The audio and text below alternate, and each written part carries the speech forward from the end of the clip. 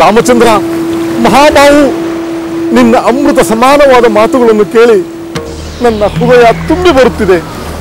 ಅನ್ಯಾಯದ ಅರಮನೆಯನ್ನು ಬಿಟ್ಟು ನ್ಯಾಯದ ದೇವಾಲಯಕ್ಕೆ ಬಂದಂತಾಗಿದೆ. ಅನೀತಿಯ ಸಿಂಹಾಸನದಿಂದ ಇಳಿದು ನೀತಿಯ ಉದ್ಯಾನವನದಲ್ಲಿ ಆಶ್ರಯ ಪಡೆದಂತಾಗಿದೆ. ಧರ್ಮದ ಆಶ್ರಯದಲ್ಲಿ ನಾನು ನೆಮ್ಮದಿಯನ್ನು ಕಾಣುತ್ತೇನೆಂಬ ಭರವಸೆ ಮೂಡಿದೆ. ಬಹಳ ಸಂತೋಷ ವಿಭೀಷಣ. ನಿನ್ನ ಧರ್ಮನಿಷ್ಠೆ ನಿನ್ನನ್ನು ನಮ್ಮಲ್ಲಿ ಒಬ್ಬನಾಗುವಂತೆ ಮಾಡಿದೆ. ರಾಮಚಂದ್ರ, ಲಂಕೆಯ ಆಕ್ರಮಣ ಮತ್ತು ರಾಕ್ಷಸರ ಸಂಹಾರದಲ್ಲಿ ನಾನು ನಿನ್ನ ಜೊತೆಗಿದ್ದೇನೆ. ನನ್ನ ಪ್ರಾಣವನ್ನಾದರೂ ಪಣವಿಟ್ಟು ರಾಕ್ಷಸರ ವಿರುದ್ಧ ಹೋರಾಡುತ್ತೇನೆ. ರಾವಣ ನನ್ನ ಸಹೋದರನಲ್ಲ, ನಿನ್ನ ಶತ್ರು, ನನ್ನ ಶತ್ರುವೆಂದು ಆಕ್ರಮಿಸುತ್ತೇನೆ. ಬಲೆ ವಿಭೀಷಣ, ಬಲೆ. ಲಕ್ಷ್ಮಣ ಸಹೋದರ, ನಾನು ವಿಭೀಷಣನ ವಿಷಯದಲ್ಲಿ ಬಹಳ ಪ್ರಸನ್ನನಾಗಿದ್ದೇನೆ. ಸಮುದ್ರ ಜಲವನ್ನೇ ತೀರ್ಥವೆಂದು ತಂದು ಮಹಾತ್ಮನಾದ ವಿಭೀಷಣನಿಗೆ ರಾಜ್ಯಾಭಿಷೇಕ ಮಾಡಿ. ಹಾಗೆ ಆಗಲಿ ಸಹೋದರ.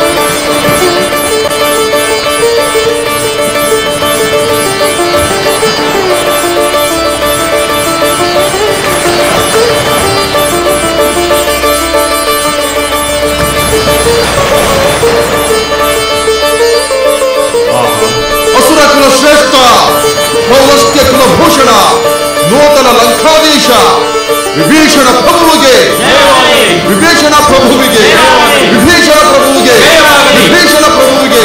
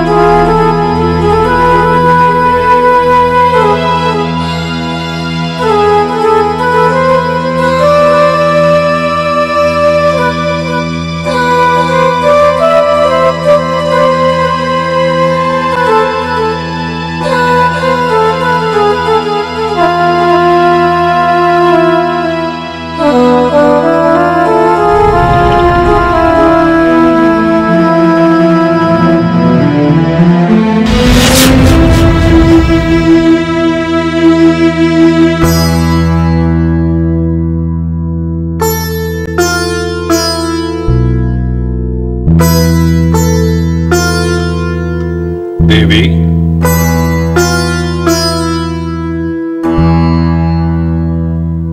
ದೇವಿ ಮಂಡೋದರಿ. ಪ್ರಭು, ನೀವೇ ಬನ್ನಿ, ಕುಳಿತುಕೊಳ್ಳಿ. ಮಂಡೋದರಿ, ಯಾವುದೋ ಭಯ ಆವರಿಸಿರುವಂತಿದೆ, ಯಾವುದೋ ಚಿಂತೆಯಲ್ಲಿ ಮುಳುಗಿರುವೆ. ಪ್ರಭು, ಅದು ನಾನೊಂದು ಕೆಟ್ಟ ಕನಸನ್ನು ಕಂಡೆ. ಕಣ್ಣು ಮುಚ್ಚಿದರೂ ತೆರೆದರೂ ಅದು ನನ್ನನ್ನು ಒಂದೇ ಸಮನೆ ಕಾಡುತ್ತಿದೆ. ಕನಸಿಗೆ ಹೆದರಿದೆಯ? ಕನಸು ಎಂದಿಗೂ ಕನಸೇ, ಅದೆಂದಿಗೂ ನನಸಾಗುವುದಿಲ್ಲ. ನೀತಿಯಲ್ಲಿ ಕಂಡ ಕನಸನ್ನು ಎಚ್ಚರವಾದವರನ್ನೇ ಮರೆತು ಬಿಡಬೇಕು. ಆದರೆ ಕೆಲವು ಕನಸು ನಿಜವಾಗುತ್ತದೆ ಎಂದು ಹೇಳುತ್ತಾರಲ್ಲವೇ? ಯಾರು ಹಾಗೆ ಹೇಳಿದವರು? ಅದೆಲ್ಲ ಬರಿಯ ಭ್ರಮೆ. ಅದರಲ್ಲಿ ನೀನು ಕಂಡ ಕನಸಾದರೂ ಯಾವುದು?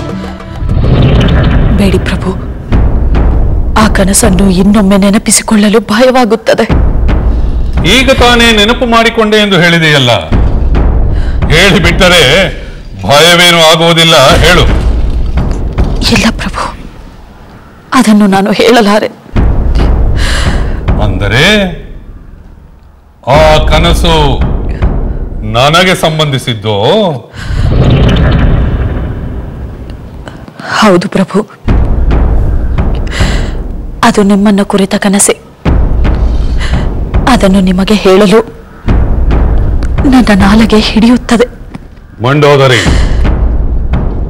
ನನಗೆ ಸಂಬಂಧಿಸಿದ ಕನಸು ಎಂದ ಮೇಲೆ ಅದೆಂತಹ ಕನಸಾದರೂ ಸರಿ, ನೀನು ಹೇಳಲೇಬೇಕು.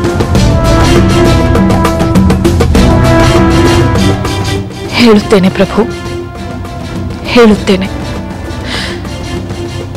ಆ ಕನಸು ಲಂಕೆಯಲ್ಲಿ ಯುದ್ಧ ಸಂಭವಿಸಿದರೆ ಆಪತ್ತು ಸಂಭವಿಸುತ್ತದೆ ಎಂದು ಸೂಚಿಸುತ್ತಿದೆ. ನಿಮಗೂ ಕೇಡಾಗುವುದೆಂದು ಅಪಶಕುನಗಳು ಹೇಳುತ್ತಿವೆ. ಹಾಗಾದರೆ ಆ ನಿನ್ನ ಕನಸುಗಳ ಅಪಶಕುನವು ಯುದ್ಧದಲ್ಲಿ ನನ್ನ ಸೋಲನ್ನು ಸೂಚಿಸುತ್ತಿದ್ದವೇ? ಹೌದು ಪ್ರಭು. ಅವು ನನಗೆ ಮರಣ ಸಂಭವಿಸುವುದೆಂದು ಸೂಚಿಸುತ್ತಿದ್ದವೇ? ಅದು ಅದು ಹೇಳು. ಅವು ನನ್ನ ಮರಣವನ್ನು ಸೂಚಿಸುತ್ತಿದ್ದವೇ? ಹೌದು ಪ್ರಭು. ಸ್ವಾಮಿ, ದಯಮಾಡಿ ನೀವು ಯುದ್ಧ ಮಾಡಲು ಹೋಗಬೇಡಿ. ಅಪಶಕುನಗಳು ಕಂಡ ಮೇಲೂ ನೀವು ಆತುರ ಪಡಬೇಡಿ. ಶಕುನ, ಅಪಶಕುನ, ಏ ದಶಕಂಠ ರಾವಣನಿಗೆ ಅಪಶಕುನ. ದೇವಿ, ಏ ರಾವಣನ ಪಟ್ಟದರ್ಶಿಯಾದ ನೀನು ಸಾಮಾನ್ಯ ಸ್ತ್ರೀಯಂತೆ ಬಡಬಡಿಸಬೇಡ. ಮೃತ್ಯು ದೇವತೆಯಾದ ಯಮನನ್ನು ಅವನ ಲೋಕದಲ್ಲಿಯೇ ಪರಾಭವಗೊಳಿಸಿದ ಈ ರಾವಣನಿಗೆ ಯಾವ ಅಪಶಕುನ ಏನು ಮಾಡಿತು? ಆದರೂ ಮತ್ತೇಕೆ ಭಯ? ಕ್ಷುಲ್ಲಕರಾದ ವಾನರರು ಕ್ಷುದ್ರನಾದ ಮಾನವರೊಡನೆ ಯುದ್ಧ ಮಾಡಿದರೆ ನನಗೆ ಮರಣ ಬರುವುದೆಂದು ನೀನು ಹೇಗೆ ನಂಬಿದೆ ದೇವಿ? ಪರಮಾತ್ಮನ ಪರಮಾನುಗ್ರಹಕ್ಕೆ ಪಾತ್ರನಾದ ನನಗೆ ಮರಣ ಬಂದು ತಟ್ಟುವುದೇ? ಮೃತ್ಯು ನನಗಲ್ಲ ದೇವಿ, ನನ್ನನ್ನು ಕೆಣಕಿದ ಆ ಮಾನವರಿಗೆ, ಆ ವಾನರರಿಗೆ ಮೃತ್ಯು. ಅವಿವೇಕಿಯಾಗಿ ನೀನು ಕನಸಿನಲ್ಲಿ ಕಂಡದ್ದಕ್ಕೆ ಗಡಗಡನೆ ನಡುಗುತ್ತ ಚಿಂತಿಸಬೇಕಾಗಿಲ್ಲ. ಅರ್ಥಹೀನವಾದ ಆಲೋಚನೆಗಳಿಂದ ಅನ್ನಾಹಾರಗಳನ್ನು ಬಿಟ್ಟು ನೀನು ಹೀಗೆ ಕೊರಗಬೇಡ. ಇನ್ನೊಂದು ವಿಷಯ ಬರ್ತೇನೆ ನಿನಗೆ. ಏನು ಪ್ರಭು? ಮಂಡೋದರಿ, ಆ ತ್ರಿಜಟೆಯು ನಿನಗಿಂತ ಭಯಂಕರವಾದ ನನ್ನ ಅಪಜಯದ ಕನಸನ್ನು ಕಂಡಳಂತೆ. ಅದನ್ನು ಸೀತೆಗೂ ಹೇಳಿದಳಂತೆ. ಅಲ್ಲಿನ ಕಾವಲು ರಾಕ್ಷಸಿಯರೇ ನನಗೆ ತಿಳಿಸಿದರು. ನಾನು ಹೆದರಿದ್ದೇನೆ. ಏಕೆ ಹೆದರಬೇಕು? ಆ ಕನಸಿರಲಿ ಅದಕ್ಕಿಂತ ಭೀಕರವಾದ ಕನಸಾದರೂ ಏ ರಾವಣನು ವಿಚಲಿತನಾಗುವುದಿಲ್ಲ.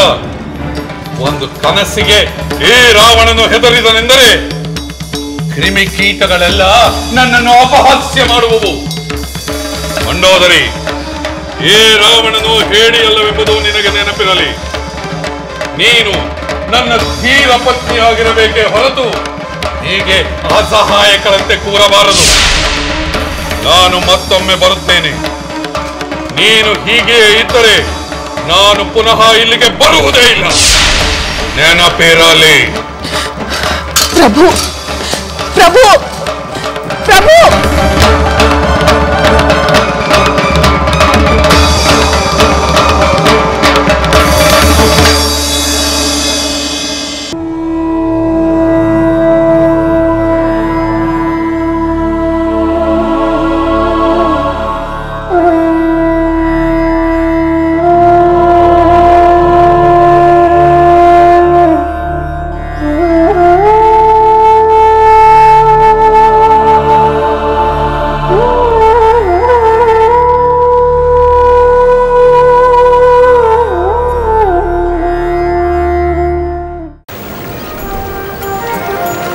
ಮಹಾವೀರ ಹನುಮಂತ, ಮಹಾರಾಜ ಸುಗ್ರೀವ, ಯುವರಾಜ ಅಂಗದ ಕುಮಾರ, ಪೂಜ್ಯನಾದ ಜಾಂಬವಂತ, ಶ್ರೀರಾಮನ ಅನುಗ್ರಹಕ್ಕೆ ಪಾತ್ರನಾಗಿ ಈಗ ನಾನೂ ಕೂಡ ಶ್ರೀರಾಮನ ಸೇವಕನಾಗಿದ್ದೇನೆ. ನಿಮ್ಮಂತೆ ರಾಮ ಕಾರ್ಯದಲ್ಲಿ ಕಾಯ ವಾಚ ಮನಸ ತೊಡಗಿಕೊಳ್ಳುತ್ತೇನೆ. ನನಗಿಂತ ಮೊದಲೇ ಶ್ರೀರಾಮನ ಅನುಗ್ರಹಕ್ಕೆ ಪಾತ್ರರಾದ ನೀವೆಲ್ಲ ಪುಣ್ಯವಂತರು. ಅದರಲ್ಲೂ ಸೀತಾನ್ವೇಷಣೆಯಂತಹ ಮಹಾಕಾರ್ಯ ಮಾಡಿದ ಹನುಮಂತ ಶ್ರೀರಾಮನ ಪೂರ್ಣಾನುಗ್ರಹಕ್ಕೆ ಪಾತ್ರನಾಗಿದ್ದಾನೆ. ದಯಮಾಡಿ ಈ ರಾಮ ಕಾರ್ಯದಲ್ಲಿ ನಾನು ಮಾಡಬಹುದಾದ ಯಾವ ಕಾರ್ಯವಿದ್ದರೂ ಹೇಳಿ, ನಾನು ಸಿದ್ಧನಾಗಿದ್ದೇನೆ. ವಿಭೀಷಣ, ನಿನ್ನ ಮಾತುಗಳನ್ನು ಕೇಳಿ ನಿನ್ನ ಸದ್ಭಾವನೆಯನ್ನು ಕಂಡು ನಮಗೆಲ್ಲ ಸಂತೋಷವಾಗಿದೆ. ನಾವು ಮಾಡಬೇಕಾದ ಪ್ರತಿಯೊಂದು ಕಾರ್ಯವೂ ಈಗ ರಾಮ ಕಾರ್ಯವೇ ಆಗಿದೆ. ನಮ್ಮೆಲ್ಲರಂತೆ ನಿನಗೂ ಅದರಲ್ಲೂ ಸಮಪಾಲಿದೆ. ವಿಭೀಷಣ, ನೀನು ರಾಮಚಂದ್ರನಿಗೆ ಶರಣಾಗಲು ಬಂದಾಗ ಹನುಮಂತನೊಬ್ಬನನ್ನು ಬಿಟ್ಟು ಉಳಿದ ನಾವೆಲ್ಲರೂ ಸಂದೇಹ ಪಟ್ಟೆವು. ಹೌದು ವಿಭೀಷಣ, ಶತ್ರು ಪಕ್ಷದವನಾದ ನೀನು ನಮಗೆ ದ್ರೋಹ ಮಾಡಬಹುದೆಂದು ನಾವು ಶಂಕೆ ಪಟ್ಟೆವು. ನಿನ್ನನ್ನು ನಮ್ಮೊಡನೆ ಸೇರಿಸಿಕೊಳ್ಳುವುದು ಬೇಡವೆಂದು ಹೇಳಿದೆವು. ಅದೆಲ್ಲ ಮುಗಿದು ಹೋದ ಕತೆ. ವಿಭೀಷಣ ಈಗ ನಮ್ಮವನು. ರಾಮ ಕಾರ್ಯದಲ್ಲಿ ಅವನಿಂದ ಏನು ಸೇವೆ ಸಾಧ್ಯವೆಂದು ಯೋಚಿಸೋಣ. ಹನುಮಂತನ ಮಾತು ಸರಿ. ಈಗ ನಾವು ನಮ್ಮೆದುರಿಗಿರುವ ಸಮಸ್ಯೆಯನ್ನು ಕುರಿತು ಚರ್ಚಿಸೋಣ. ವಿಭೀಷಣ, ನಾವು ಈ ಅಪಾರವಾದ ಜಲರಾಶಿಯಿಂದ ಕೂಡಿರುವ ಸಾಗರವನ್ನು ದಾಟುವುದು ಹೇಗೆ? ಲಂಕೆಯನ್ನು ಸೇರುವುದು ಹೇಗೆ? ನಮಗೆ ಯಾವ ದಾರಿಯೂ ಗೋಚರಿಸುತ್ತಿಲ್ಲ. ಹೌದು ವಿಭೀಷಣ, ಹನುಮಂತನ ಈ ಮಹಾಸಾಗರವನ್ನು ದಾಟುವ ಸಾಮರ್ಥ್ಯ ಎಲ್ಲಾ ವಾನರರಲ್ಲೂ ಇಲ್ಲ. ನನಗೂ ಸಾಧ್ಯವಿಲ್ಲ. ಆದರೆ ವಾನರ ಸೈನ್ಯ ದಾಟಲೇಬೇಕು. ಇಲ್ಲವಾದರೆ ಯುದ್ಧವಿಲ್ಲ. ಸೀತಾದೇವಿಯ ಬಿಡುಗಡೆ ಇದೆ. ಇದಕ್ಕೆ ಏನಾದರೂ ಉಪಾಯವಿದ್ದರೆ ನೀನೇ ಹೇಳು ವಿಭೀಷಣ.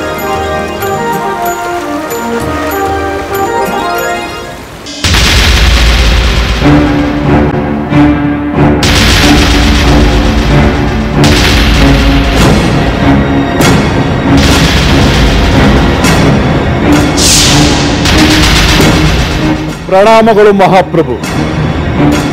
ಬಾ ಶಾರ್ದೂಲ, ಬಾ. ನಾನು ಹೇಳಿದ ಕೆಲಸವನ್ನು ಮಾಡಿಕೊಂಡು ಬಂದೆಯ? ವಿಭೀಷಣ ವಿಷಯವೇನೆಂದು ಹೇಳು. ಮಹಾಪ್ರಭು, ತಮ್ಮ ಆಜ್ಞೆಯಂತೆ ಅಲ್ಲಿನ ವಿಷಯವನ್ನೆಲ್ಲ ವಿವರವಾಗಿ ತಿಳಿದು ಬಂದಿದ್ದೇನೆ ಪ್ರಭು. ಹೇಳು, ಅಲ್ಲಿನ ವಿಷಯವನ್ನು ಹೇಳು. ಕಪಿ ಸೈನ್ಯದ ಬಗ್ಗೆ ಹೇಳು. ಮಹಾಪ್ರಭು, ವಾನರ ಸೈನ್ಯ, ಕರಡಿ ಸೈನ್ಯ ಅಗಾಧವಾಗಿದೆ. ಸಮುದ್ರ ತೀರದ ಭೂಪ್ರದೇಶವನ್ನೆಲ್ಲ ವ್ಯಾಪಿಸಿದೆ. ಇತ್ತ ಜಲಸಾಗರವಿದ್ದರೆ ಅತ್ತ ಸೈನ್ಯ ಸಾಗರವಿದೆ ಪ್ರಭು. ಪ್ರಭು, ಅಲ್ಲಿ ಕ್ಷತ್ರಿಯ ವೀರರಾದ ದಶರಥ ಪುತ್ರರಾದ ರಾಮ ಲಕ್ಷ್ಮಣರು ವಾನರ ವೀರರೊಂದಿಗೆ ಆತ್ಮವಿಶ್ವಾಸದಿಂದಿದ್ದಾರೆ. ನಮ್ಮಲ್ಲೂ ಅಷ್ಟೇ ಸಂಖ್ಯೆಯ, ಅದಕ್ಕಿಂತ ಹೆಚ್ಚಿನ ಸಂಖ್ಯೆಯ ಸೈನ್ಯವಿದೆ. ಆತಂಕ ಪಡುವ ಅಗತ್ಯವಿಲ್ಲ. ಸಿಂಹ ಗರ್ಜನೆ ಮಾಡಿದರೆ ನರಿಗಳು ಬೆದರಿ ಓಡಿ ಹೋಗುತ್ತವೆ. ಅದರಲ್ಲಿ ವಿಭೀಷಣನ ವಿಷಯವನ್ನು ಹೇಳು. ಪ್ರಭು, ತಮ್ಮ ಸಹೋದರನಾದ ವಿಭೀಷಣ ತನ್ನ ಅನುಚರರೊಂದಿಗೆ ಅಲ್ಲಿಗೆ ಹೋಗಿ ರಾಮನಿಗೆ ಶರಣಾಗಿ ಅವನ ಪಕ್ಷವನ್ನು ಸೇರಿಬಿಟ್ಟ ಪ್ರಭು. ಅಂದರೆ ರಾಮ ವಿಭೀಷಣನನ್ನು ತನ್ನ ಪಕ್ಷಕ್ಕೆ ಸೇರಿಸಿಕೊಂಡನೆ. ಅಷ್ಟು ಬೇಗ ಅವನನ್ನು ನಂಬಿಬಿಟ್ಟನೆ. ಮಹಾಪ್ರಭು, ಅಷ್ಟು ಸುಲಭವಾಗಿ ಅವನನ್ನು ಸೇರಿಸಿಕೊಳ್ಳಲಿಲ್ಲ. ರಾಮ ವಾನರ ವೀರರೊಂದಿಗೆ ಸುದೀರ್ಘ ಚರ್ಚೆ ನಡೆಸಿದ. ಉಳಿದವರಾರಿಗೂ ವಿಭೀಷಣನನ್ನು ಸೇರಿಸಿಕೊಳ್ಳುವ ವಿಷಯದಲ್ಲಿ ಖಂಡಿತ ಸಮ್ಮತಿ ಇರಲಿಲ್ಲ ಪ್ರಭು. ಆದರೆ ರಾಮ ಮತ್ತು ಹನುಮಂತ ಅವನ ಪರವಾಗಿದ್ದರು. ಸ್ವತಃ ರಾಮನೇ ವಿಭೀಷಣನನ್ನು ಹಲವು ರೀತಿಯಲ್ಲಿ ಪ್ರಶ್ನಿಸಿ ನಂಬಿಕೆ ಬಂದ ಮೇಲೆ ಅಭಯ ನೀಡಿದ್ದಾನೆ. ಈಗ ವಿಭೀಷಣನ ಮೇಲೆ ಎಲ್ಲರಲ್ಲೂ ವಿಶ್ವಾಸ ಮೂಡಿದೆ. ಏನು ಪ್ರಶ್ನೆ, ಎಂತಹ ಉತ್ತರ? ಅದನ್ನು ವಿವರವಾಗಿ ಹೇಳು. ಮಹಾಪ್ರಭು, ಶತ್ರು ಪಾಳೆಯದಿಂದ ಬಂದವನನ್ನು ಮೊದಲಿಗೆ ಶತ್ರುವಿನ ಬಲಾಬಲಗಳ ಬಗ್ಗೆ ಕೇಳಿಬಿಟ್ಟರೆ, ಅದಕ್ಕೆ ಅವನು ಸೂಕ್ತವಾದ ಉತ್ತರವನ್ನು ನೀಡಿಬಿಟ್ಟರೆ ಪರೀಕ್ಷೆಯಲ್ಲಿ ಗೆದ್ದಂತಾಯ್ತಲ್ಲವೇ ಮಹಾಪ್ರಭು? ಅಂದರೆ ವಿಭೀಷಣನು ನಮ್ಮ ಸೈನ್ಯದ ಬಲಾಬಲಗಳ ರಹಸ್ಯವನ್ನು ಆ ರಾಮನಿಗೆ ತಿಳಿಸಿದನೇ? ಹೌದು ಪ್ರಭು, ನೀವು ನರವಾನರರಿಂದಲ್ಲದೆ ಬೇರೆಯವರು ನಿಮ್ಮನ್ನು ಒಲಿಸಲಾರರೆಂದು ಹೇಳಿದರು. ಇಂದ್ರಜಿತು, ಕುಂಭಕರ್ಣ, ಪ್ರಹಸ್ತರ ಶಕ್ತಿಯ ಬಗ್ಗೆಯೂ ಹೇಳಿದರು. ರಾಕ್ಷಸರ ಸೇನಾ ಬಲವನ್ನು ವಿವರವಾಗಿ ತಿಳಿಸಿಬಿಟ್ಟರು. ದ್ರೋಹಿ, ಭಾತೃದ್ರೋಹಿ, ಕುಲದ್ರೋಹಿ. ಅವನು ಹೇಳಿದ ಮಾತ್ರಕ್ಕೆ ನಮ್ಮ ಬಲವೇನು ಕ್ಷೀಣಿಸುವುದಿಲ್ಲ, ಅವರ ಬಲವೇನು ವೃದ್ಧಿಸುವುದಿಲ್ಲ. ರಾಮನ ಸೇನೆಯನ್ನು ನಿರ್ಮೂಲ ಮಾಡುವುದು ತಪ್ಪುವುದೂ ಇಲ್ಲ. ಹಾಗೆಂದು ಸುಮ್ಮನಿರುವುದು ಸೂಕ್ತವಲ್ಲ ಪ್ರಭು. ರಾಮನ ಸೈನ್ಯವನ್ನು ತಡೆಯಲು ಈಗಲೇ ಸೂಕ್ತವಾದ ಉಪಾಯವನ್ನು ನಿರ್ಧರಿಸುವುದು ಒಳ್ಳೆಯದು. ಸೂಕ್ತವಾದ ಉಪಾಯವೆಂದರೆ ಸೀತೆಯನ್ನು ರಾಮನಿಗೆ ಒಪ್ಪಿಸುವುದು, ಅಥವಾ ಸಾಮೋಪಾಯಗಳನ್ನು ಆಲೋಚಿಸುವುದು, ಅಥವಾ ಸುಗ್ರೀವನಿಗೂ ರಾಮನಿಗೂ ಭೇದವನ್ನುಂಟು ಮಾಡುವುದು. ಮೊದಲೆರಡು ಅಸಾಧ್ಯವಾದ ಉಪಾಯಗಳು. ರಾಮನಿಗೂ ಸುಗ್ರೀವನಿಗೂ ಭೇದೋಪಾಯ. ಇದನ್ನು ಯೋಚಿಸಬಹುದು.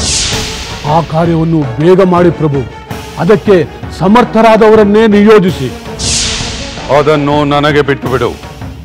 ನೀನು ಅಲ್ಲಿಯೇ ಇದ್ದು ಮುಖ್ಯ ಸುದ್ದಿಗಳಿದ್ದರೆ ನನಗೆ ತಿಳಿಸುತ್ತೀರಿ. ಹಾಗೆ ಆಗಲಿ ಪ್ರಭು, ನಾನಿನ್ನು ಬರುತ್ತೇನೆ.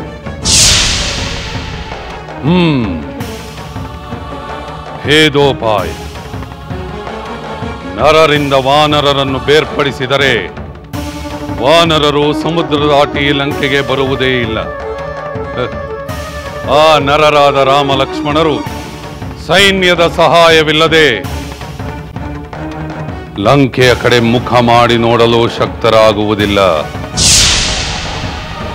ಅದಕ್ಕೆ ಅವನೇ ಸರಿ.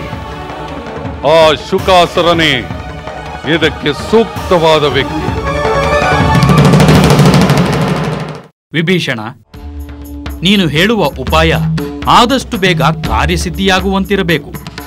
ಆ ರಾಕ್ಷಸ ರಾವಣನನ್ನು ಸಂಹರಿಸಿ ಸೀತಾಮಾತೆಯನ್ನು ರಾಕ್ಷಸರ ಸೆರೆಯಿಂದ ಬಿಡಿಸಲು ವಿಳಂಬವಾಗಬಾರದು. ರಾಮ ಕಾರ್ಯದಲ್ಲಿ ನನ್ನ ಸಲಹೆಯನ್ನು ಕೇಳಿ ನೀವು ನನ್ನನ್ನು ಕೃತಾರ್ಥನಾಗಿ ಮಾಡಿದ್ದೀರಾ. ನಿಜ, ಈಗ ಈ ಸಮುದ್ರವನ್ನು ದಾಟುವುದೇ ಬಹಳ ಮುಖ್ಯವಾದ ಕಾರ್ಯ. ನೀವು ಹೇಳಿದಂತೆ ಎಲ್ಲರೂ ಹಾರಿ ಹೋಗುವಂತಿಲ್ಲ, ಈಜಿಯೂ ದಾಟುವಂತಿಲ್ಲ. ಏಕೆಂದರೆ ಈ ಮಹಾಸಾಗರದಲ್ಲಿ ಹಲವಾರು ಪರ್ವತಗಳಿವೆ, ಅನೇಕ ವಿಷಜಂತುಗಳಿವೆ, ದುಷ್ಟಶಕ್ತಿಗಳಿವೆ. ಇದನ್ನೆಲ್ಲ ಯೋಚಿಸುತ್ತಿದ್ದರೆ ನನಗೊಂದು ಉಪಾಯ ಹೊಳೆಯುತ್ತಿದೆ.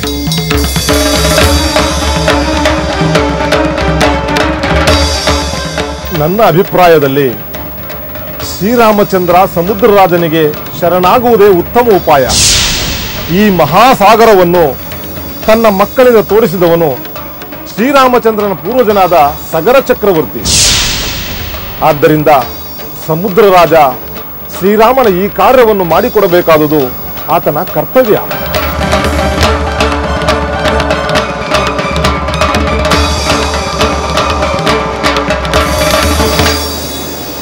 ಏಕೆ ಎಲ್ಲರೂ ಸುಮ್ಮನಾದಿರಿ?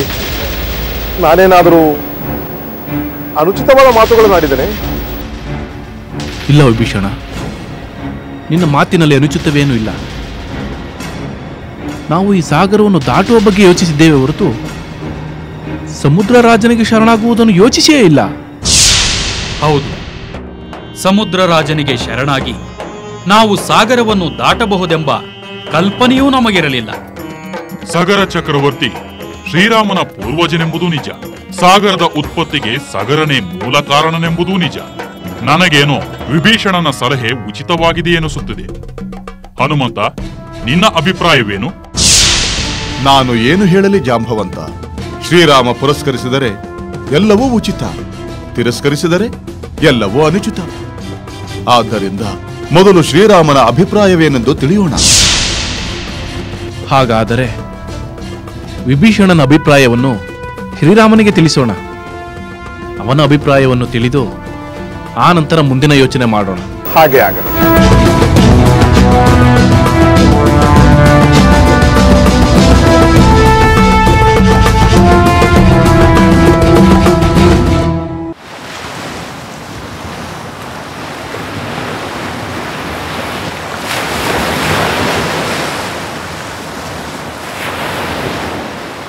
ರಾಮಚಂದ್ರ, ಈ ಮಹಾಸಾಗರವನ್ನು ದಾಟುವುದು ಹೇಗೆಂದು ಯೋಚಿಸುತ್ತಿರುವಾಗ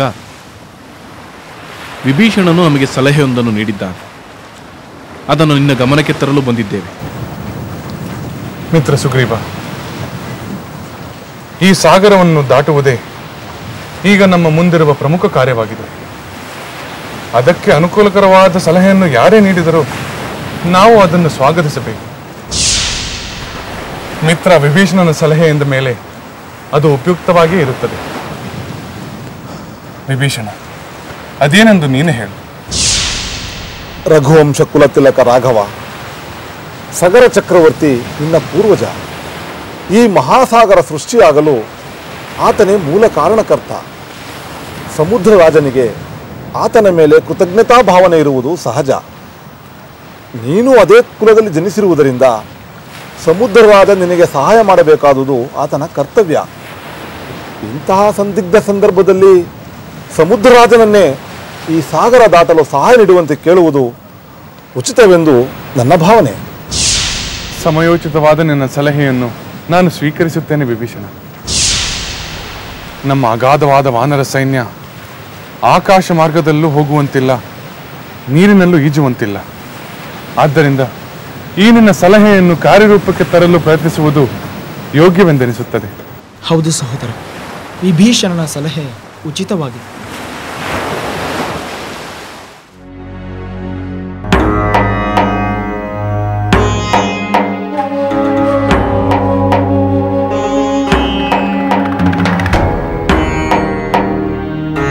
ಮಹಾಪ್ರಭು ರಂಕೇಶ್ವರನಿಗೆ ಜಯವಾಗಲಿ.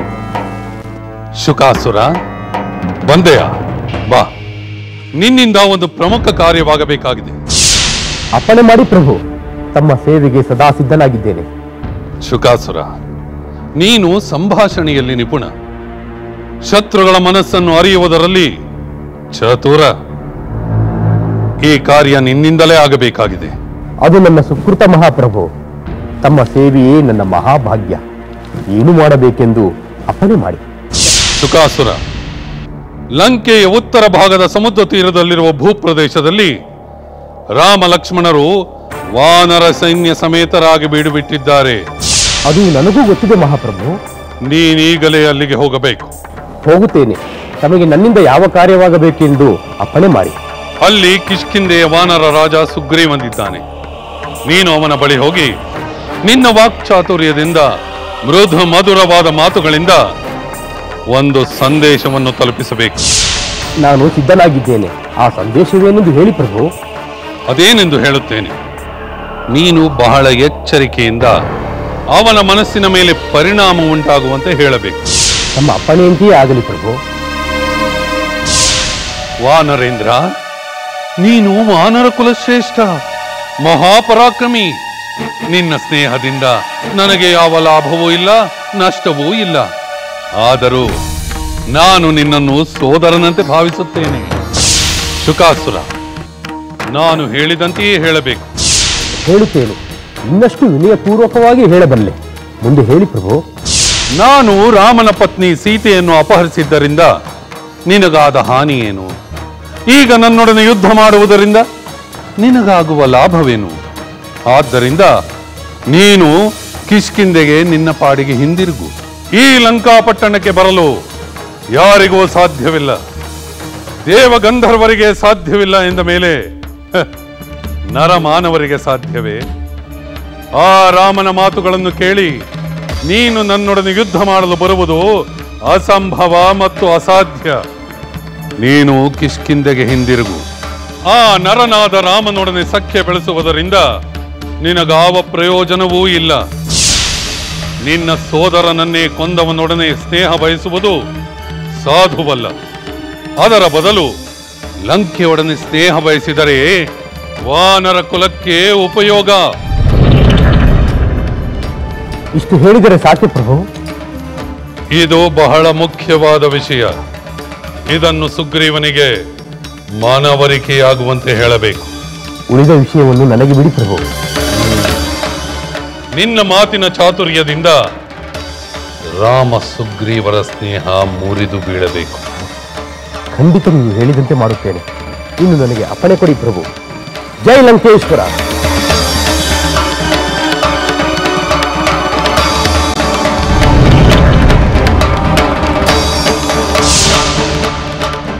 ನರವಾನರ ಸ್ನೇಹಕ್ಕೆ ಕೊನೆ.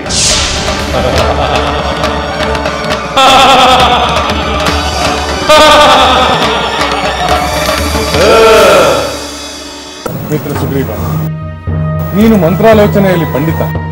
ನಿನ್ನ ಅಭಿಪ್ರಾಯವೇನು? ಲಕ್ಷ್ಮಣ, ನಿನಗೇನಾದ್ರೂ ಸಂದೇಹವಿದ್ದರೆ ನೀನು ಅದನ್ನು ಹೇಳಬಹುದು. ನನಗೆ ಈ ಸಲಹೆ ಉಚಿತವಾಗಿದೆ ಎಂದು ಹೇಳಿದನಲ್ಲ ಸಹೋದರ. ವಿಶಾಲವಾದ ಈ ಸಾಗರಕ್ಕೆ ಸೇತುವೆ ನಿರ್ಮಿಸದೆ ಇದನ್ನು ದಾಟಿ ಲಂಕೆಗೆ ಹೋಗಲಾಗುವುದಿಲ್ಲ. ರಾಮಚಂದ್ರ, ಲಕ್ಷ್ಮಣನ ಮಾತು ಸಕಾರಣವಾಗಿದೆ. ನಾವು ಎಷ್ಟೇ ಪ್ರಯತ್ನ ಪಟ್ಟರೂ ಈ ಸಮುದ್ರವನ್ನು ದಾಟುವುದು ಕಷ್ಟ ಸಾಧ್ಯ. ದಾಟುವುದೇ ಆದರೂ ಹೆಚ್ಚು ಸಮಯ ಬೇಕಾಗುತ್ತದೆ. ಆದ್ದರಿಂದ ನಮಗೆ ಅನ್ಯ ಮಾರ್ಗವಿಲ್ಲ. ಸಮುದ್ರ ರಾಜನಿಗೆ ಶರಣಾಗುವುದು ಉತ್ತಮ ಸಲಹೆ. ಹೌದು ಸಹೋದರ, ಇನ್ನು ಕಾಲಹರಣ ಮಾಡದೆ ಸಮುದ್ರ ರಾಜನನ್ನು ಪ್ರಾರ್ಥಿಸುವುದು ಒಳ್ಳೆಯದು. ಏಕೆಂದರೆ ನಮಗೆ ಸಮಯ ಬಹಳ ಕಡಿಮೆ ಇದೆ.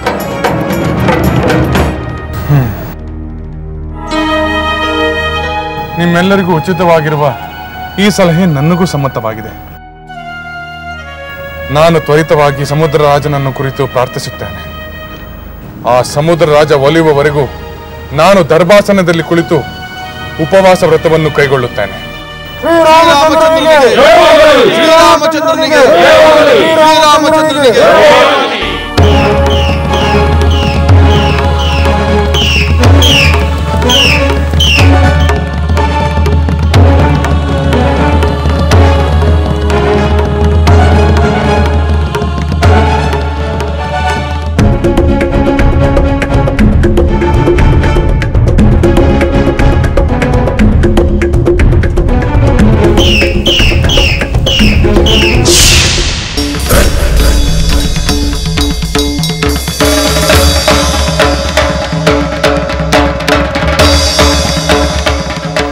ನಾನೀಗ ಸುಗ್ರೀವನ ಹೊರತಾಗಿ ಬೇರೆ ಯಾವ ವಾನರರ ಕಣ್ಣಿಗೂ ಬೀಳಬಾರದು. ಸುಗ್ರೀವನನ್ನು ಏಕಾಂತದಲ್ಲಿ ಸಂಧಿಸಿ ರಾವಣನ ಸಂದೇಶವನ್ನು ತಿಳಿಸಬೇಕು. ರಾಮನ ಸ್ನೇಹವನ್ನು ತ್ಯಜಿಸುವಂತೆ ಮಾಡಬೇಕು. ವಾನರ ಸೈನ್ಯ ಮರಳಿ ಕಿಷ್ಕಿಂಧೆಗೆ ಹೋದರೆ ನನ್ನ ಕಾರ್ಯ ಸಫಲವಾದಂತೆ.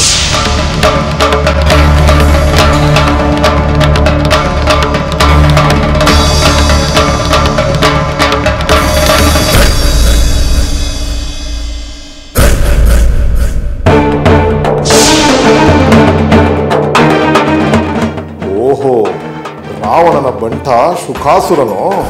ನೀನು ಬಂದೆ ಎಂದರೆ ಯಾವುದೋ ಕುತಂತ್ರವಿರಬೇಕು. ಅದನ್ನು ನಾನು ನಾಶಪಡಿಸುತ್ತೇನೆ. ಸ್ವಲ್ಪ ಇರು. ಎಲ್ಲ ಈ ವಾನರ ವೀರರೇ! ವಿಭೀಷಣ ಪ್ರಭು, ಏನಾಗಬೇಕು? ಅಪ್ಪಣೆಯಾಗಲಿ. ರಾವಣನ ಕಡೆಯಿಂದ ಒಬ್ಬ ದೂತ ಬಂದಿದ್ದಾನೆ. ಅವನ ಹೆಸರು ಶುಕಾಸುರ. ಅವನನ್ನು ಹಿಡಿದು ನೀನು ಏಕೆ ಬಂದೆ, ಯಾವ ದುರುದ್ದೇಶವನ್ನು ಇಟ್ಟುಕೊಂಡೆ ಬಂದೆ ಎಂಬುದನ್ನು ಸರಿಯಾಗಿ ವಿಚಾರಿಸಿ. ಖಂಡಿತವಾಗಿಯೂ ವಿಚಾರಿಸುತ್ತೇವೆ. ಎಲ್ಲಿದ್ದಾನೆ ಆ ತುರುಳ ರಾಕ್ಷಸ? ಓ, ಅಲ್ಲಿ ನೋಡಿ, ಗಿಳಿಯ ರೂಪದಲ್ಲಿ ಹೊಂಚು ಹಾಕುತ್ತಾ ಕುಳಿತಿದ್ದಾನೆ. ಆ ಲಂಕೆಯಿಂದ ಬಂದ ಈ ಶುಕಾಸುರನಿಗೆ ನಮ್ಮ ಶಕ್ತಿ ಏನೆಂದು ತೋರಿಸಲೇಬೇಕು. ಗಿಣಿ ರೂಪದಲ್ಲಿರಲಿ, ಚಿಂತೆ ಇಲ್ಲ. ಅವನು ಸಾಯಲು ಯಾವ ರೂಪವಾದರೇನು? ಬನ್ನಿ.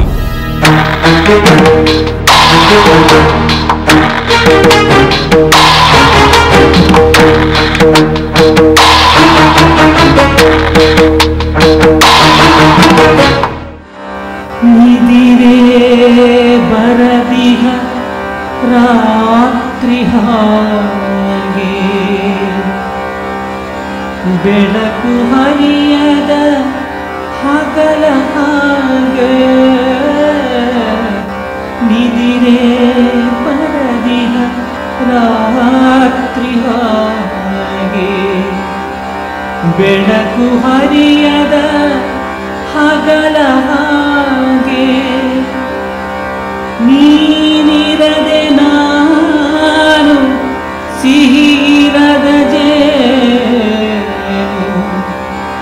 ನಿನಗಾಗಿಯೇ ನಾನು ಬಂದಿಹೇನು ಇಂದು. ನೀನಿರದ ನಾನು ಸಿಹಿರದ ಜೇನು.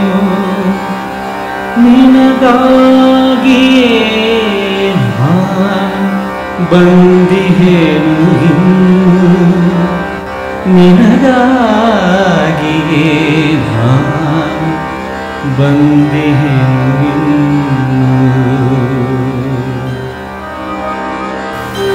ಪರಿಮಳವೋ ತೊರೆದ ಪುಷ್ಪದ ಹಾಗೆ, ಹಸಿರಿಲೆಯೋ ಇಲ್ಲದ ವೃಕ್ಷದ ಹಾಗೆ, ನೀವಿರದ ನಾನು, ನೀರಿರದ ನೀನು.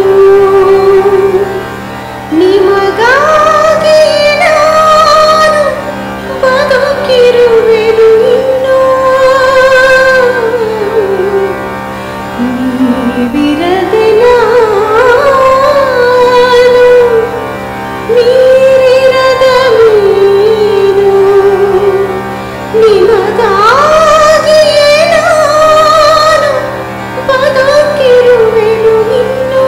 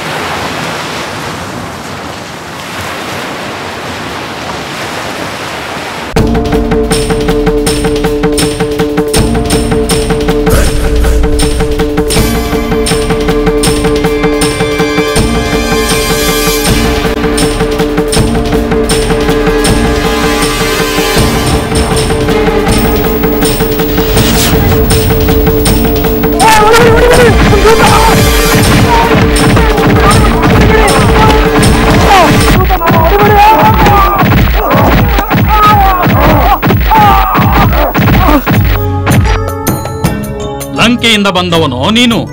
ರಾವಣನ ಕಿಂಕರನಲ್ಲವೇ ನೀನು? ರಾವಣನ ಕಿಂಕರನಿಗೆ ನಾವು ಕೊಡುವ ಮರ್ಯಾದೆ ಯಾವುದು ಗೊತ್ತಾ? ಇದೇ ಆ ಮರ್ಯಾದೆ. ಶ್ರೀರಾಮನಿಗೆ ಕೇಡು ಮಾಡಲು ಬಂದ ವಂಚಕರಿಗೆ ನಾವು ನೀಡುವ ಗೌರವ ಏನು ಗೊತ್ತೇ? ಗಿಳಿಯ ರೂಪದಲ್ಲಿ ಬಂದ ನಿನ್ನಂತ ರಾಕ್ಷಸರಿಗೆ ನಾವು ಕೊಡುವ ಗೌರವ ಏನು ಗೊತ್ತೇ? ಪಾಪ ಹೊಡೆಯಬಾರದಂತೆ ಕೈ ಕಾಲು ಮುರಿದು ಬಿಡ. ನಾನು ದೂತನನ್ನು ಹಿಂಸಿಸಬಾರದು. ನೀನು ದೂತನಲ್ಲ, ಲಂಕೆಯ ಭೂತ. ನಾನು ಭೂತನಲ್ಲ, ನಿಜವಾಗಿಯೇ ದೂತ. ಲಂಕೇಶ್ವರನ ಸಂದೇಶವನ್ನು ತಂದಿರುವನು. ಕೂಡಲೇ ನಿಮ್ಮ ಸುಗ್ರೀವ ಮಹಾರಾಜರ ಬಳಿ ನನ್ನನ್ನು ಕರೆದುಕೊಂಡು ಹೋಗಿ ಅವರಿಗೆ ಸಂದೇಶವನ್ನು ತಿಳಿಸಬೇಕು. ಏನು, ನಮ್ಮ ಪ್ರಭು ಸುಗ್ರೀವನನ್ನು ಕಾಣಬೇಕು? ಆ ಯೋಗ್ಯತೆ ನಿನಗೆಲ್ಲಿದೆ? ಅದೇನು ಸಂದೇಶವನ್ನು ತಂದಿರುವೆಯೋ ನಮ್ಮ ಹತ್ತಿರವೇ ತಿಳಿಸು. ಇಲ್ಲ, ನಿಮಗೆ ಹೇಳಲಾರೆ. ಹೇಳುವುದಿಲ್ಲವೋ? ಹಾಗಾದರೆ ನೀನು ಉಳಿಯುವುದಿಲ್ಲ.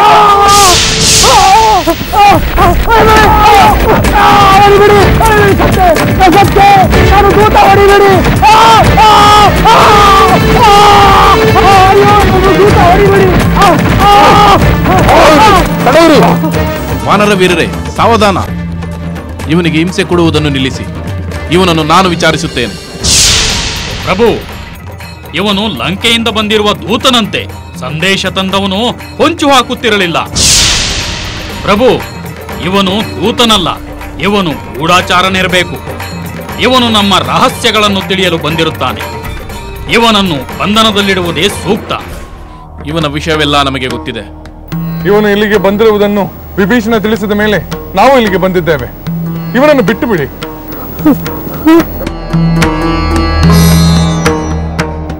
ಶಿವ ಮಹಾರಾಜರೇ, ನಿಮಗೆ ನಮಸ್ಕಾರಗಳು. ರಾಮ ಲಕ್ಷ್ಮಣರೇ, ನಿಮಗೂ ನನ್ನ ನಮಸ್ಕಾರಗಳು. ನಾನು ಯಾವ ಸಂಚನೂ ಮಾಡಲು ಬಂದವನಲ್ಲ.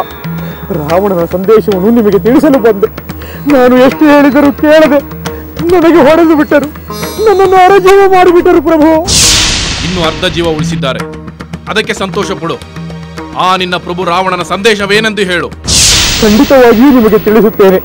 ನನ್ನನ್ನು ಏಕಾಂತ ಸ್ಥಳಕ್ಕೆ ಕರೆದುಕೊಂಡು ಹೋಗಿ ನಿಮಗೆ ಮಾತ್ರ ಆ ಸಂದೇಶವನ್ನು ತಿಳಿಸಬೇಕು. ಶುಕಾಸುರ, ಸಂಚು ಮಾಡಲು ಬಂದಿಲ್ಲವೆಂದು ಹೇಳುತ್ತಿರುವ ನೀನು ಸುಗ್ರೀವನನ್ನೇ ಏಕೆ ಏಕಾಂತದಲ್ಲಿ ಕಾಣಬೇಕು? ಇದರಲ್ಲೇ ಏನೋ ಕುತಂತ್ರ ಅಡಗಿದೆ ಎಂದು ಅರ್ಥವಾಗುವುದಿಲ್ಲವೇ? ಇವನ ಯಾವ ತಂತ್ರ ಕುತಂತ್ರಗಳಿಗೂ ನಾನು ಮಣಿಯುವುದಿಲ್ಲ. ಸುಕಾಸುರ, ನಿನ್ನ ಸಂದೇಶವೇನೆಂದು ಎಲ್ಲರೆದುರಿಗೆ ಹೇಳು. ಇಲ್ಲವಾದಲ್ಲಿ ಬಂದ ದಾರಿ ಹಿಡಿದು ಹೊರಟು ಹೋಗು. ಇಲ್ಲಿ ನಾವೆಲ್ಲರೂ ಒಂದೇ. ನಾವು ಯಾರು ಬೇರೆ ಬೇರೆ ಅಲ್ಲ. ನಮ್ಮೆಲ್ಲರ ಸಂಕಲ್ಪವೂ ಒಂದೇ, ನಮ್ಮೆಲ್ಲರ ಗುರಿಯೂ ಒಂದೇ. ಪ್ರಭು, ಎಂತಹ ಇಕ್ಕಟ್ಟಿನ ಪರಿಸ್ಥಿತಿ ನನ್ನದು. ಸಂದೇಶವನ್ನು ತಿಳಿಸದೆ ಹೋದರೆ ರಾವಣನ ಕೋಪಕ್ಕೆ ಗುರಿಯಾಗುತ್ತೇನೆ. ಹೇಗಾದರೂ ಸರಿಯೇ, ನಿಮಗೆ ಸಂದೇಶವನ್ನು ತಿಳಿಸಿಯೇ ನಾನು ಹೋಗಬೇಕು. ಸರಿ, ಹಾಗಾದರೆ ಹೇಳು. ಇಲ್ಲವಾದರೆ ನಿನಗೆ ಲಂಕೆಯಲ್ಲಿ ಆಗಬಹುದಾದ ಶಿಕ್ಷೆ ಇಲ್ಲಿಯೇ ಆಗುತ್ತದೆ. ಬೇಡ ಬೇಡ, ಈಗಾಗಲೇ ಇಲ್ಲಿನ ಶಿಕ್ಷೆಯ ಅನುಭವ ನನಗಾಗಿದೆ. ಸಂದೇಶವನ್ನು ನಿಮಗೆ ಈಗಲೇ ತಿಳಿಸಿ ಹೋಗುತ್ತೇನೆ. ಅಲ್ಲಿ ಕಿಷ್ಕಿಂಧೆಯ ವಾನರ ರಾಜ ಸುಗ್ರೀವನಿದ್ದಾನೆ. ನೀನು ಅವನ ಬಳಿ ಹೋಗಿ ನಿನ್ನ ವಾಕ್ಚಾತುರ್ಯದಿಂದ ಮೃದು ಮಧುರವಾದ ಮಾತುಗಳಿಂದ ಒಂದು ಸಂದೇಶವನ್ನು ತಲುಪಿಸಬೇಕು. ನಾನು ಸಿದ್ಧನಾಗಿದ್ದೇನೆ. ಆ ಸಂದೇಶವೇನೆಂದು ಹೇಳಿ ಪ್ರಭು. ವಾನರೇಂದ್ರ, ನೀನು ವಾನರ ಕುಲಶ್ರೇಷ್ಠ, ಮಹಾಪರಾಕ್ರಮಿ. ನಿನ್ನ ಸ್ನೇಹದಿಂದ ನನಗೆ ಯಾವ ಲಾಭವೂ ಇಲ್ಲ, ನಷ್ಟವೂ ಇಲ್ಲ. ಆದರೂ ನಾನು ನಿನ್ನನ್ನು ಸೋದರನಂತೆ ಭಾವಿಸುತ್ತೇನೆ. ಈ ಲಂಕಾಪಟ್ಟಣಕ್ಕೆ ಬರಲು ಯಾರಿಗೂ ಸಾಧ್ಯವಿಲ್ಲ, ದೇವಗಂಧರ್ವರಿಗೆ ಸಾಧ್ಯವಿಲ್ಲ ಎಂದ ಮೇಲೆ ನರಮಾನವರಿಗೆ ಸಾಧ್ಯವೇ? ಆ ರಾಮನ ಮಾತುಗಳನ್ನು ಕೇಳಿ ನೀನು ನನ್ನೊಡನೆ ಯುದ್ಧ ಮಾಡಲು ಬರುವುದು ಅಸಂಭವ ಮತ್ತು ಅಸಾಧ್ಯ. ನೀನು ಕಿಷ್ಕಿಂಧೆಗೆ ಹಿಂದಿರುಗು. ಆ ನರನಾದ ರಾಮನೊಡನೆ ಸಖ್ಯ ಬೆಳೆಸುವುದರಿಂದ ನಿನಗಾವ ಪ್ರಯೋಜನವೂ ಇಲ್ಲ. ನಿನ್ನ ಸೋದರನನ್ನೇ ಕೊಂದವನೊಡನೆ ಸ್ನೇಹ ಬಯಸುವುದು ಸಾಧುವಲ್ಲ. ಅದರ ಬದಲು ಲಂಕೆಯೊಡನೆ ಸ್ನೇಹ ಬಯಸಿದರೆ ವಾನರ ಕುಲಕ್ಕೆ ಉಪಯೋಗ. ಎಲೈ ಸುಕಾಸುರ, ನಿನ್ನ ಪ್ರಭುವಿನ ಸಂದೇಶವೇನೆಂದು ನನಗೆ ತಿಳಿಯಿತು. ಅದಕ್ಕೆ ಪ್ರತಿಯಾಗಿ ನಾನು ಹೇಳಬೇಕಾದುದನ್ನು ಹೇಳುತ್ತೇನೆ. ನೀನು ಈಗಲೇ ಹೋಗಿ ನಿನ್ನ ಪ್ರಭುವಿಗೆ ತಿಳಿಸು. ತಿಳಿಸುತ್ತೇನೆ ಪ್ರಭು, ಏನು ಹೇಳಬೇಕೆಂದು ಹೇಳಿ.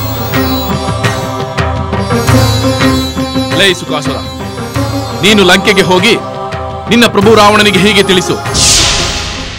ಎಲೈ ಲಂಕಾಧಿಪತಿ ರಾವಣ, ವಾನರ ಮಹಾ ಸೈನ್ಯದೊಂದಿಗೆ ನಾನು ಲಂಕೆಯ ಮೇಲೆ ಆಕ್ರಮಣ ಮಾಡುತ್ತೇನೆ.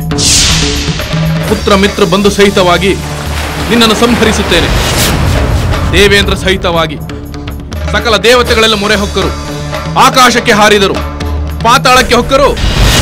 ಶ್ರೀರಾಮನಿಂದ ನಿನ್ನನ್ನು ಯಾರೂ ರಕ್ಷಿಸಲಾರರು. ಎಲ್ಲವೋ ದುರುಳ, ಶ್ರೀರಾಮ ಲಕ್ಷ್ಮಣರಿಲ್ಲದ ಸಮಯದಲ್ಲಿ ನರಿಯಂತೆ ವಂಚನೆಯಿಂದ ಸೀತಾದೇವಿಯನ್ನು ಅಪಹರಿಸಿದ ನೀನು ಪರಮ ವೀರನೋ ಹೇಳಿಯೋ? ನಿನ್ನ ದುಷ್ಕೃತ್ಯದ ಪರಿಣಾಮ ಎಷ್ಟು ಭಯಂಕರವಾಗಿರುವುದೆಂದು ನಿನಗೆ ಸದ್ಯದಲ್ಲಿಯೇ ತಿಳಿಯಲಿದೆ. ಶ್ರೀರಾಮನೇ ನಿನ್ನ ಪ್ರಾಣವನ್ನು ತೆಗೆಯುತ್ತಾನೆ. ಅದನ್ನು ನೀನು ಎದುರು ನೋಡುತ್ತಿರು. ಎಲೈ ಸುಕಾಸುರ, ಈಗ ನಾನು ಹೇಳಿರುವುದೆಲ್ಲ ನೆನಪಿನಲ್ಲಿರುವುದು ತಾನೆ? ಎಲ್ಲವನ್ನು ಸರಿಯಾಗಿ ಗ್ರಹಿಸಿದೆಯಾ? ಗ್ರಹಿಸಿದೆ, ಎಲ್ಲಾನು ಚೆನ್ನಾಗಿ ಗ್ರಹಿಸಿದೆ ಪ್ರಭು. ಇದನ್ನು ನೀನು ಚಾಚು ತಪ್ಪದೆ ಆ ರಾವಣನಿಗೆ ಹೇಳಬೇಕು. ಖಂಡಿತವಾಗಿಯೂ ಎಲ್ಲಾ ವಿಷಯವನ್ನು ತಿಳಿಸುತ್ತೇನೆ ಪ್ರಭು. ಅಷ್ಟೇ ಅಲ್ಲ, ಇದನ್ನು ಹೇಳು. ಎಲ್ಲವೋ ವಧೆಗೆ ಅರ್ಹನಾದ ದಶಕಂಠ, ನೀನು ನನ್ನ ಮಿತ್ರನೂ ಅಲ್ಲ, ದಯೆ ದಾಕ್ಷಿಣ್ಯಕ್ಕೆ ಅರ್ಹನಾದವನೂ ಅಲ್ಲ. ನಿನ್ನಿಂದ ನನಗೆ ಯಾವ ಉಪಕಾರವೂ ಆಗಿಲ್ಲ. ಅಂದ ಮೇಲೆ ನೀನು ನನಗೆ ಪ್ರಿಯನೂ ಅಲ್ಲ. ನೀನು ನನ್ನ ಮಿತ್ರನಾದ ರಾಮನ ಪರಮಶತ್ರು. ಅಂದ ಮೇಲೆ ನನಗೂ ಶತ್ರುವೇ. ಶತ್ರು ವಿನಾಶವೇ ನನ್ನ ಸಂಕಲ್ಪ. ಪ್ರಭು, ಹೌದು. ನಾನು ಹೇಳಿದುದನ್ನೆಲ್ಲ ನಿನ್ನ ಪ್ರಭುವಿಗೆ ಯಥಾವತ್ತಾಗಿ ತಿಳಿಸು. ಆ ರಾವಣನ ಭೇದೋಪಾಯಗಳು ರಾಮ ಮತ್ತು ಸುಗ್ರೀವರ ವಿಷಯದಲ್ಲಿ ಎಂದಿಗೂ ಸಫಲವಾಗುವುದಿಲ್ಲ ಎಂದು ತಿಳಿಸು. ತಿಳಿಸುತ್ತೇನೆ ಪ್ರಭು.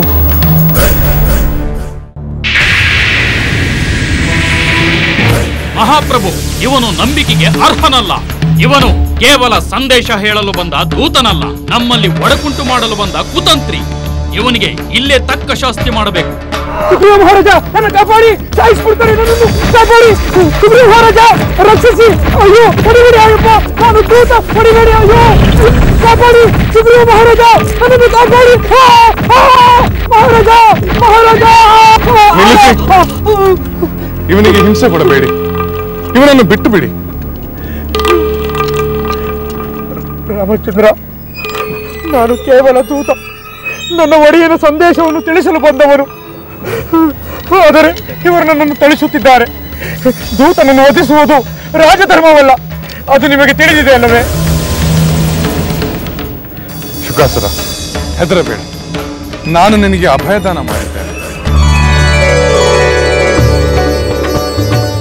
ಈಗಾಗಲೇ ಈ ವಾನರ ವೀರರು ನನಗೆ ಸಾಕಷ್ಟು ಥಳಿಸಿದ್ದಾರೆ. ನಾನು ಸಾಯುವಂತೆ ಹೊಡೆದಿದ್ದಾರೆ. ನೀನು ಸಾಯುವುದಿಲ್ಲ ಶುಕಾಸುರ, ಸುರಕ್ಷಿತವಾಗಿ ಲಂಕೆಯನ್ನು ಸೇರುತ್ತೀಯ. ಕಷ್ಟ ಸಾಧ್ಯ ಲಕ್ಷ್ಮಣ, ಈಗಾಗಲೇ ನನ್ನ ಅಂಗಾಂಗಗಳು ಜರ್ಜರಿತವಾಗಿವೆ. ನಾನು ಲಂಕೆಗೆ ಹಾರಿ ಹೋಗಲಾರೆ, ಸಮುದ್ರದಲ್ಲಿ ಈಜಿ ಹೋಗಲಾರೆ. ಆದರೆ ರಾವಣನನ್ನು ಕಂಡು ವಿಷಯವನ್ನು ತಿಳಿಸಬೇಕು. ಈಗ ನಾನು ಏನು ಮಾಡಬೇಕೆಂದು ದಿಕ್ಕೇ ತೋಚುತ್ತಿಲ್ಲ. ರಾವಣನ ಕೋಪಕ್ಕೆ ಗುರಿಯಾಗುವ ಮೊದಲು ಮರಣವೇ ಮೇಲೆಂದು ಕಾಡುತ್ತದೆ. ಚಿಂತಿಸಬೇಡ ಶುಕಾಸುರ, ಈಗ ನೀನು ನಮ್ಮೊಂದಿಗೆ ಇರು. ನಾವು ಸಮುದ್ರವನ್ನು ದಾಟಿ ಹೋಗುವಾಗ ನೀನು ನಮ್ಮೊಂದಿಗೆ ದಾಟಿ ಲಂಕೆಯನ್ನು ಸೇರು. ಅಲ್ಲಿಂದ ನೀನು ನಿನ್ನ ಪ್ರಭುವಿನ ಬಳಿಗೆ ಹೋಗಬಹುದು. ಅಲ್ಲಿಯವರೆಗೂ ನಿನಗೆ ಯಾರಿಂದಲೂ ತೊಂದರೆ ಆಗುವುದಿಲ್ಲ. ರಾಮಚಂದ್ರ, ಪರಮ ಕೃಪಾಳು, ನಿಮ್ಮ ಈ ಔದಾರ್ಯವನ್ನು ನಾನು ಎಂದಿಗೂ ಮರೆಯುವುದಿಲ್ಲ.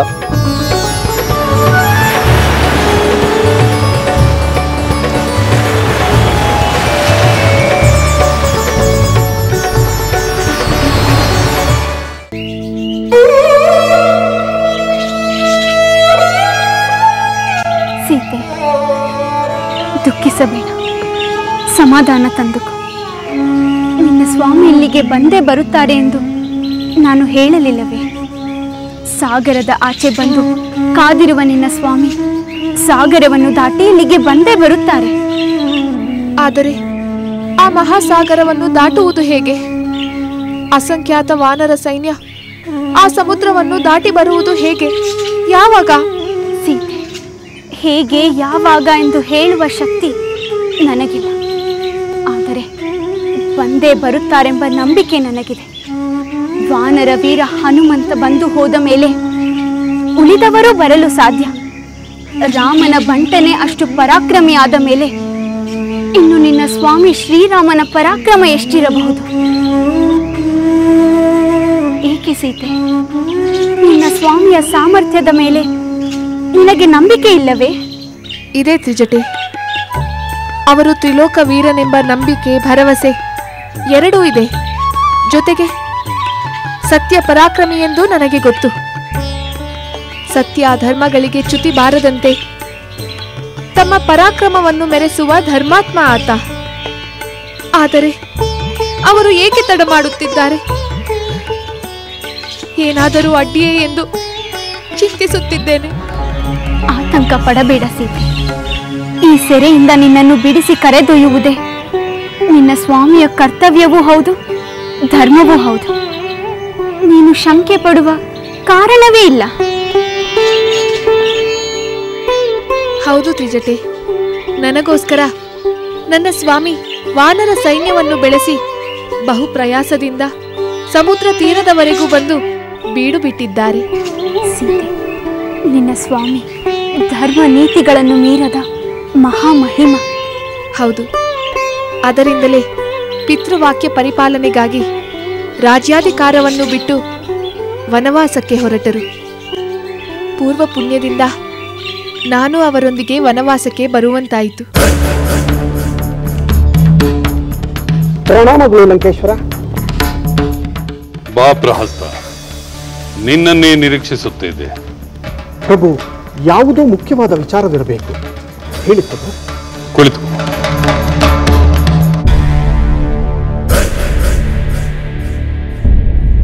ಪ್ರಹಸ್ತ, ನಿನ್ನೊಡನೆ ಕೆಲವು ವಿಷಯಗಳನ್ನು ಮಾತನಾಡಬೇಕಾಗಿದೆ. ಸಭೆಯಲ್ಲಿ ಆಪ್ತರು, ಗಣ್ಯರು, ಸೇನಾಧಿಪತಿಗಳೊಂದಿಗೆ ಚರ್ಚಿಸಿ ಸೀತೆಯನ್ನು ರಾಮನಿಗೆ ಹಿಂದಿರುಗಿಸುವುದಿಲ್ಲ ಎಂಬ ನಿರ್ಧಾರವನ್ನು ತೆಗೆದುಕೊಂಡಾಯಿತು. ಅಂದ ಮೇಲೆ ಯುದ್ಧ ಅನಿವಾರ್ಯವಾಯಿತಲ್ಲವೇ? ಖಂಡಿತ, ಇದರಲ್ಲಿ ಸಂದೇಹವೇನು ಪ್ರಭು? ಯುದ್ಧವನ್ನು ನಾವೇ ಆಯ್ಕೆ ಮಾಡಿಕೊಂಡದ್ದಾಗಿದೆ. ಆದರೆ ಆ ವಾನರ ಸೇನೆ ಸಾಗರವನ್ನು ದಾಟಿ ಇಲ್ಲಿಗೆ ಬಂದರೆ ಮಾತ್ರ ಯುದ್ಧ ನಡೆಯುತ್ತದೆ. ಅಂದರೆ ವಾನರ ಸೈನ್ಯ ಸಮುದ್ರವನ್ನು ದಾಟುವುದು ಅಸಾಧ್ಯವೆನ್ನುತ್ತೀಯ? ನನಗೇನೋ ಹಾಗೆ ಅನ್ನಿಸುತ್ತದೆ ಪ್ರಭು. ಆದರೆ ಆ ಹನುಮಂತ ಸಾಗರವನ್ನು ದಾಟಿ ಇಲ್ಲಿಗೆ ಬಂದು ಮಾಡಿದ ಅವಾಂತರ ನೆನಪಾದರೆ ರಾಮ ಮತ್ತು ಅವನ ವಾನರ ಸೇನೆ ಬರಬಹುದೇನೋ ಎಂಬ ಶಂಕೆಯೂ ಇದೆ. ಬಂದರೆ ಹನುಮಂತನ ಭುಜದ ಮೇಲೆ ಕುಳಿತು ರಾಮ ಬರಬಹುದು. ಲಂಕಾದ್ವಾರದಲ್ಲೇ ಅವನನ್ನು ತಡೆದು ಹಿಮ್ಮೆಟ್ಟಿಸಲು ಸಾಧ್ಯವಿಲ್ಲವೇ? ಏಕೆ ಸಾಧ್ಯವಿಲ್ಲ ಪ್ರಭು? ನೀವು ಇಂದ್ರಜಿತು, ಕುಂಭಕರ್ಣ ಎಲ್ಲಾ ಅಪಾರ ಶಕ್ತಿಶಾಲಿಗಳು. ಆ ದೇವಾನುದೇವತೆಗಳನ್ನೇ ಪರಾಜಯಗೊಳಿಸಿದ ನಿಮಗೆ ಈ ರಾಮನನ್ನು ಹಿಮ್ಮೆಟ್ಟಿಸುವುದು ಮಹಾಕಾರ್ಯ. ಒಂದು ವೇಳೆ ರಾಮ ವಾನರ ಸೈನ್ಯದೊಂದಿಗೆ ಬಂದರೆ? ನಮ್ಮ ರಾಕ್ಷಸ ಸೇನೆ ಸಾಮಾನ್ಯವೇ ಪ್ರಭು?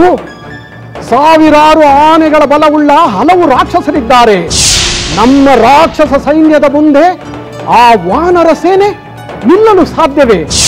ಜೊತೆಗೆ ನಮ್ಮ ಮಾಯಾಬಲದ ಮುಂದೆ ಆ ರಾಮನಾಗಲಿ ಅವನ ವಾನರ ಸೇನೆಯಾಗಲಿ ಸರಿಸಾಟಿಯಲ್ಲ ಪ್ರಭು.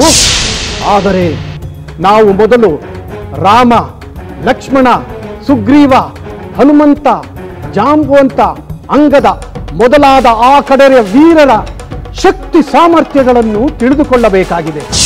ಯುದ್ಧಕ್ಕೆ ಮೊದಲು ವೈರಿಯ ಸಾಮರ್ಥ್ಯವನ್ನು ತಿಳಿದು ಅದಕ್ಕೆ ತಕ್ಕಂತ ವ್ಯೂಹ ರಚಿಸುವುದು ಯುದ್ಧ ನೀತಿಯಲ್ಲವೇ ಪ್ರಭು? ಆ ತಂತ್ರವನ್ನು ರಾಮ ಮೊದಲೇ ಪ್ರಯೋಗಿಸಿಬಿಟ್ಟ. ಅದು ಹೇಗೆ ಪ್ರಭು? ನನ್ನ ಸೋದರ ಆ ದ್ರೋಹಿ ವಿಭೀಷಣ ಆ ರಾಮನಿಗೆ ಶರಣಾದ. ಆ ರಾಮನು ಅವನಿಂದ ಮೊದಲು ತಿಳಿದದ್ದು ನಮ್ಮ ಬಲಾಬಲಗಳ ರಹಸ್ಯವನ್ನು. ಇಂತಹ ದ್ರೋಹ! ಏನೇ ಆದರೂ ನಿಮ್ಮ ಸಹೋದರ ವಿಭೀಷಣ ಇಂತಹ ಅಕಾರ್ಯ ಮಾಡಬಾರದಾಗಿತ್ತು ಪ್ರಭು.